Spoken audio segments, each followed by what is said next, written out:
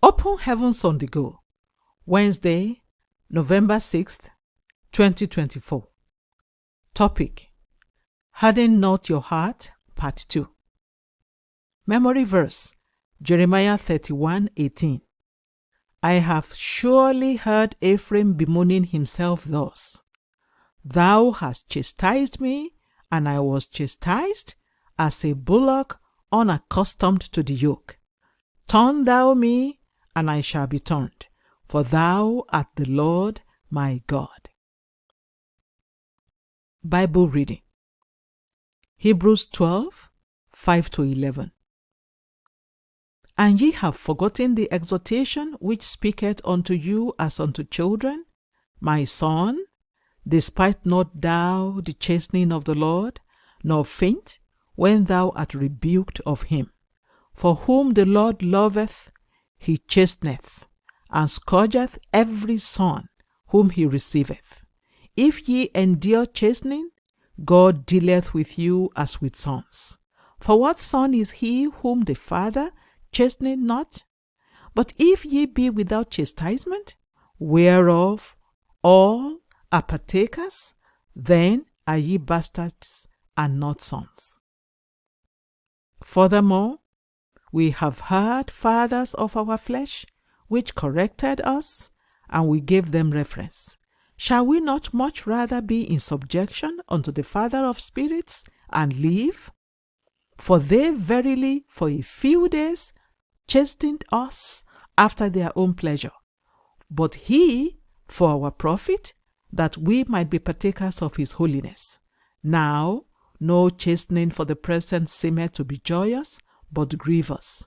Nevertheless, afterward it yielded the peaceable fruit of righteousness unto them which are exercised thereby.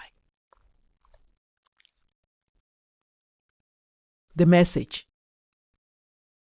Sometimes, when you hear from God, it may be a rebuke. However, you must still open your heart to him despite the rebuke. In any case, I would rather God rebuke me than stay silent. If a Christian only wants to hear sweet things from God, but never wants to listen to his rebuke, he or she will eventually stop hearing from him.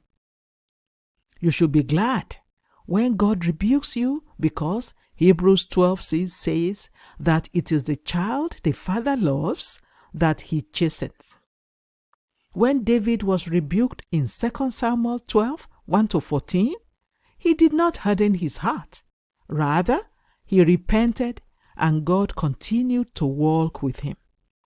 How do you react when you hear a rebuke from your pastor?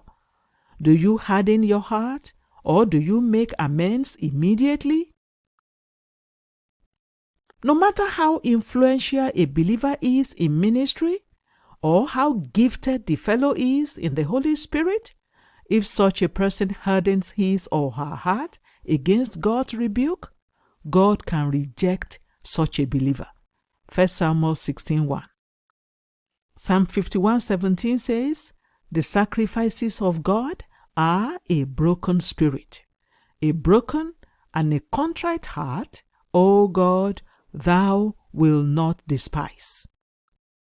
If you want God to keep walking with you and speaking to you, you need to have a broken spirit and a contrite heart. God is not moved by mere religious activity. He is most interested in a relationship with you. However, just as it is impossible to have a good relationship with someone that you cannot correct when he or she offends you, God will not dwell with hard-hearted individuals. He said in Isaiah 57:15, For thus saith the high and lofty one that inhabiteth eternity, whose name is holy. I dwell in the high and holy place with him also that is of a contrite and humble spirit, to revive the spirit of the humble and to revive the heart of the contrite ones. Beloved, when God rebukes you, whether through his word, a fellow believer, or directly by himself, never harden your heart. Hardening your heart against his rebuke will only lead to destruction, as we see in Proverbs 29:1.